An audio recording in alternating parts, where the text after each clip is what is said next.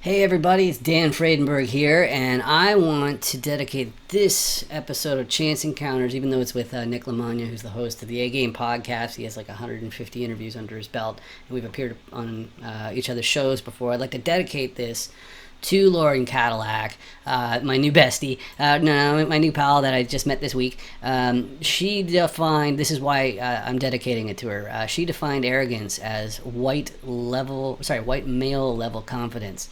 And I want to dedicate it to her because it's on a day where in the state of Texas, all is not well. And ironically, when I recorded this episode with Nick yesterday, I accidentally turned on a voice modulator because I was showing off the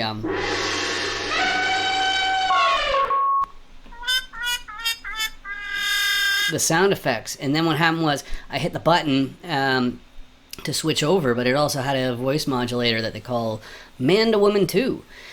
And I got a voice that's a little bit on the lower side, and but using this modulator, I didn't know for the whole interview. Nick, he did message me about 5 minutes in, and afterwards he says I thought that you had laryngitis, which once I was messing with it and I was showing him that difference. But I think that there's sometimes there's a reason for things that end up being unusual.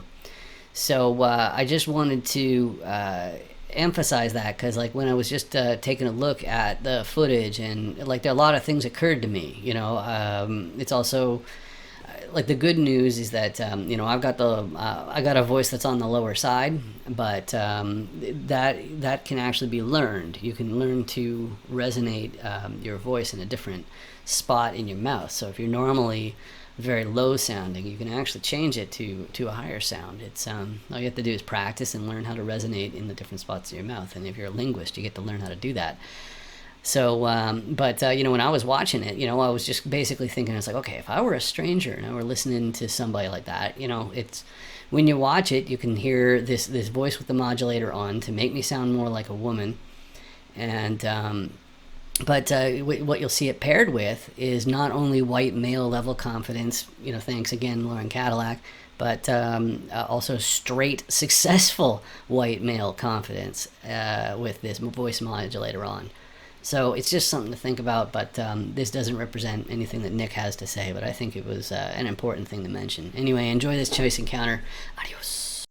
What's up? I'm Dan Fredenberg, and this is another Chance Encounter! Hey, what's up? I'm Dan Fredenberg. I'm a commercial real estate guy. I'm from the internet.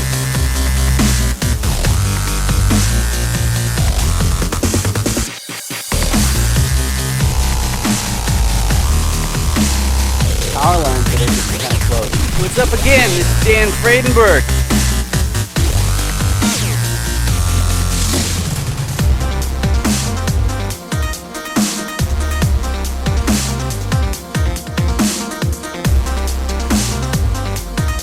I'm joined today with Nick Lamanga, a good friend of mine. It's been a year since the last time we did a little podcast bit, but it's really, really awesome to see you. But for those in the audience who don't know you, could you please introduce yourself, please, Nick? Absolutely, man. Thanks for having me on. I've been watching you for the last year, man. You've been kicking ass as well, so I appreciate it. But yeah, my name is Nick Lamanga. Basically, real estate investor, jiu-jitsu black belt. I love pizza. I love dogs. I have, I guess, a focus on real estate, but not a huge focus on one single area, which has always been my biggest focus, is trying to focus on one thing. So I've been doing fix and flips. I've been doing wholesale. I just picked up a sub 2. That's a really, really good deal out here. I also have a land development deal that we just put on the market to build 31 townhomes on that we're probably going to sell that project off. And I have bought and sold pretty much everything you can think of, minus retail, on the real estate side. And I've gotten into multifamily and mobile home parks as of the last year or so. And I've been on some pretty big podcasts, and some people have started reaching out to me. And there's just a ton of people now that want to get into small and mid-sized multifamily and mobile home parks. So they've been coming to me to help me get them. So I've been spending a lot of the time in the last year just finding mobile home parks, finding multifamily, and helping put the due diligence together and run the numbers and assist with the teams and wholesaling them off to end investors who are going to keep in their portfolio long term. Yeah, that's totally huge right now too, because of the pandemic last year. It's the eviction moratorium has just ended, so it's tough to say anything other than there's going to be some downgrading for some people as far as what their houses are, and I think finding finding the mobile home parks. I think that's a good idea for a lot of different reasons, but. In Chance Encounters, one of the things we do to distill these networking things and get rid of all the fluff is that I go through the motivation for your next commercial deal, and then I go through the role that you'd be playing in it. And then, somebody who's sophisticated like yourself, I'll ask you about what your buy box is to see like what geographic areas or unit counts and whatnot you'll be able to do. So I'll share my screen first here. Boom, like that. Oh, there's lots of me. There's so many of me. I'm like, you can never have too much, Dan. There you go. So I've got this little presentation here. I call it "Why Do You Want Part of an Apartment Complex?" And I've got the motivations down to 5. The first one is preserving purchasing power. So if you have a substantial enough nest egg, then inflation is probably your biggest concern. So you got to get it in something that's a little bit more resilient to inflation so that the party doesn't stop. The next reason is my one, which is as a tech guy, I'm on the higher earning side of salaries. And so I could just keep on doing that and then invest into real estate, or I could do what I'm doing, which is co-GPing, and then that way my time is being rewarded with wealth and skipping that intermediate step of big fat income tax. The next reason is if you're trying to fast track your retirement. In other words, you've started saving up for your retirement and you're thinking that, okay, well, I better educate myself so that I can get the best bang for my investment dollar. And the next one is for the super ambitious people, who want to buy their entire hometown. A few times I mentioned that that might just mean that they have a little itty bitty, but it's and the reason I like saying that is because, like, the ladies, it gives them a chance to say that they have a little penis, and the super duper ambitious people, like getting them, like giving them an excuse to say it's like, oh yeah, little itty bitty wiener. Just got to have my name on a skyscraper or have the biggest yacht in the port. So that's the next reason. But I should add, because that doesn't sound very nice or very good, but at least you know that the person is ambitious enough that they're going to work their butt off, and they're not going to just pull the plug once they get to be a millionaire or whatnot. And the last one is some sort of irrational need to help tenants. In other words, you might have some sort of social program, some social group that you particularly want to help out. And so the profitability or your own retirement and stuff like that, that's not your number one concern. And so that's why you want to get a part of an apartment complex, is to help out a certain group of people. So out of those 5, like a lot of people have a mixture of 1 or 2, but which ones do you resonate with most, Nick? Obviously every one of those is an attractive option, but I'd say for me, it's that long-term nest egg. That's really what it is even the trading the time for dollars, unless, I come in and I'm just strictly a lender, I'm still working a lot on these deals, but I don't mind it because, again, it's kind of like you're doing it for yourself, but it does take a lot of time, but it does feel good giving other people that nest egg. But me being somebody that came from life-altering injuries and making and losing things a bunch of times, I have that final destination fear that everything's going to go away at any time. So for me, I know at least if I put this into a commercial building, even if there's some ups and downs, some COVIDs here and there, over 10, 15, 20 years, like, my money's going to be good if that building gets paid down and things start to go up. So, that's the biggest thing, is I think it's the security for the tomorrow money is my biggest push of why I like the commercial asset the most. Right.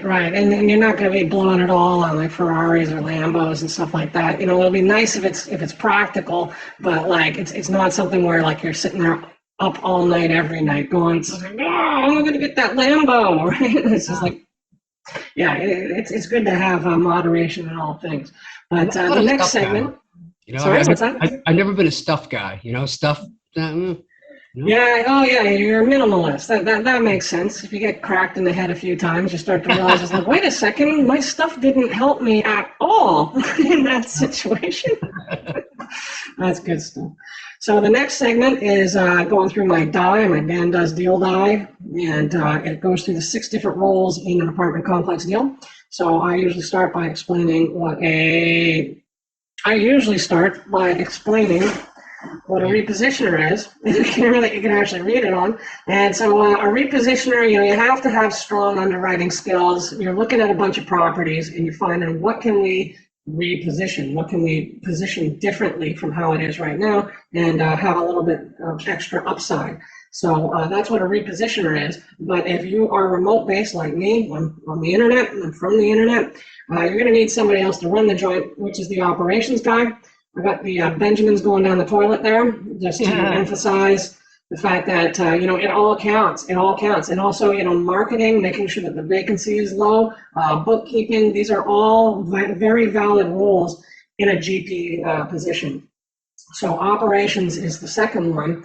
But usually, because I like to say that real estate is the world's second oldest profession, so it's really, really a mature industry, so it's very competitive. So it's unlikely you're just going to be able to find a property as is for a very deep discount and just scoop it up and it's fine. So the trick that most repositioners do to make sure they can make more money out of the property is they go to a contractor. And if they're smart, they'll go to a contractor and not try to get the operations people to build the stuff because it probably won't be square. But you have to have a good contractor team to actually make the place nicer so you can charge more rent. So if you're a repositioner, you got your operations person, you got your contractor, there's still one problem that I'm aware of because of my digital security background, which is that everything can be sloughed or faked. So it's really important to have boots on the ground. You have to have a local who can get there, like in an hour or two, because I sure can't, because I'm not flying down there every single time, there's a problem. So that's basically like your day-to-day team, those 4 people, and then the only way that a repositioner generally can make it happen, especially if it's apartment complexes, these commercial deals, you got to go to the financier, you got to go to the bank and say, hey, lend me a whole whack of cash so I can buy this building. And then they'll say, okay, let me look at your whole team. Okay, yeah, here's the property. Okay, underwriting. Okay, that's all good. But then they'll say, but who's your sponsor? And it's like, your sponsor right there with a KP. In other words, you have to have somebody who has a net worth of at least the value of the loan, and they have to own a similar asset. In other words, if Elon Musk wants to buy a 450 unit apartment complex, he's got a problem on his hand because he has to get somebody in the fold who already has an apartment complex like that. So those are the 6 roles there. What are your core competencies and how you would end up in a co-GP situation? Or where do you find yourself in most deals, or what do you prefer? What I've been finding most is that I'm a mix of the operator and sometimes the boots on the ground. So especially like the last handful of deals we did, it was me basically managing everybody. So I was an operator in the sense of getting all the key players, putting them all together, and every day checking to make sure that they're where they're supposed to be, getting what's supposed to be done. We're hitting all our metrics, we're hitting all our KPIs. And then by default, when those things do not happen, then I become the boots on the ground to, okay, I have to get in there because we have 30 days until we have to close. And this has to hit a certain metric for this person to get approved on a loan on it, or for this to hit the numbers that I had told them they should expect. So I do become a mix of those two. That's really what my heavier role is. I'm very rarely the guy in there swinging the hammer. Sometimes I'm doing a little bit of paint here and there, or doing something just to move things along, but it's obviously not the preference and it's the exception. And then I have a lot of contacts of people that trust what I've been doing just from having credibility from deals and from the podcast. So thankfully, I'm not the guy that usually has to bring in the money. So operator and boots to the ground are probably my main 2 roles out of that square, out of that cube, if you will. Right. That's awesome. So the next question I generally have is like, what was your buy box? As I mentioned, you already said that you're fairly agnostic to the type of properties. I frequently say that online that when it comes to the actual multifamily details, especially the geographic area, I'm pretty agnostic to it as a whole because it really is a matter of working with people who have the cash to deploy and they already are comfortable with a particular type of asset. So it's much easier and I think better, quite frankly, for the investor if you find as close to what they're used to as humanly possible. And because otherwise it's an uphill battle if you're explaining. It's like, oh well, what about crypto, or what about like whatever it is. If they're generally looking at apartment complexes, they're not going to understand businesses. Like one other thing that I'm up to is looking at different .com businesses, and because the cap rates, NOI, the arithmetic is the same. There's a difference in collateral as far as like when you buy a .com company, it's like, well, you don't own land, you don't own an actual physical building. You still have to find a way to keep on making it work, but that's what the list is for. So as I said, I'm also pretty agnostic. But do you have like a buy box for any kind of commercial property in general? Yeah, I think there's more things that I won't do than I will do, as far as, if the area is violence or really high vacancy and it looks on paper like it could be repositioned to a high cap rate, I just know that it's not going to hit that from personal experience. So that's really my biggest thing, is I feel like we can work with numbers that are a little bit shy of what our goals are, but I don't want to be in an area that I put somebody in there and they're getting people evictions every other day, people are getting murdered like nobody's so high violence, high vacancy is a complete deal killer.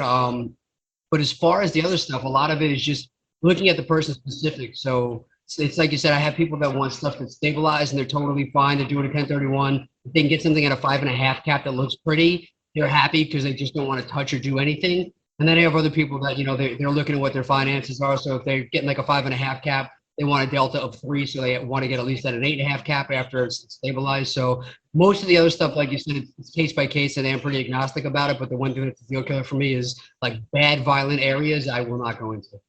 Yep, that makes lots of sense.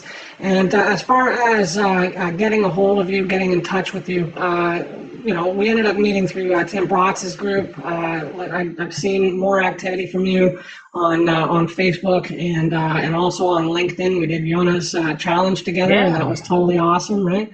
But what are the best ways of getting a hold of you? Yeah, Jona's LinkedIn challenge really got me a lot more on LinkedIn. But the messages and the alerts just overwhelmed me. So I'm really behind on that. So I'd say Instagram DMs are probably the best, or an email. So if you hit me at Nick Lamagna Invest, LAMAGNA, like lasagna, or if you just go on nickandnick.com/links, all of my social media, my podcast, my email, everything's on there, nickandnick.com/links.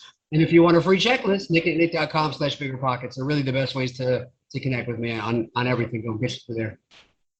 Awesome. Yeah. So nick.com. That's his first name 3 times, in case you didn't catch it the last 4 times we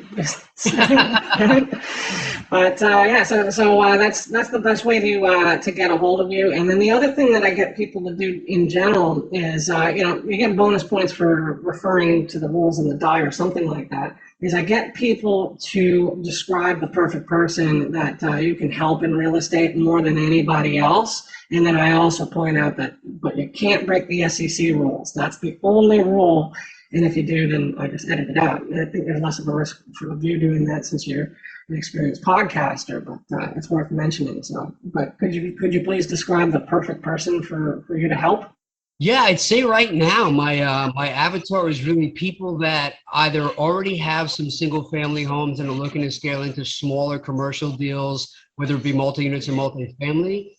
They own some properties they have equity in. The equity is not doing so much, so they can't really cash flow much anymore. So they're looking to liquidate those funds and get into something a little bit bigger, a little bit more passive, or people that are looking at 1031 into commercial deals. That's really been the essence of what most people are hitting me up for. Is they still work a W-2 job, or they're working like crazy, self-managing single family, and they want something that's a little bit bigger worth the time. They come find me and I help them get those. Awesome. So thank you very much for that. One thing I want to add to you and the audience right there is that if you go look down, somewhere down there's a subscribe button. and it doesn't hurt you, but it definitely helps us, okay? All it does is it adds our videos to the list of suggestions if you ever actually look at the list of suggestions. Most people, especially our age, we're just pulling up the YouTube app and then we search for whatever we're looking for at that particular moment, maybe how to change a tire on your particular car or some crap like that. So it's not really any skin off your back, but it does make a big difference because that means YouTube will start paying for this stuff instead of us. So please do subscribe. You should also check out Nick's channel. But that's it for this chance encounter. Thank you very much for watching.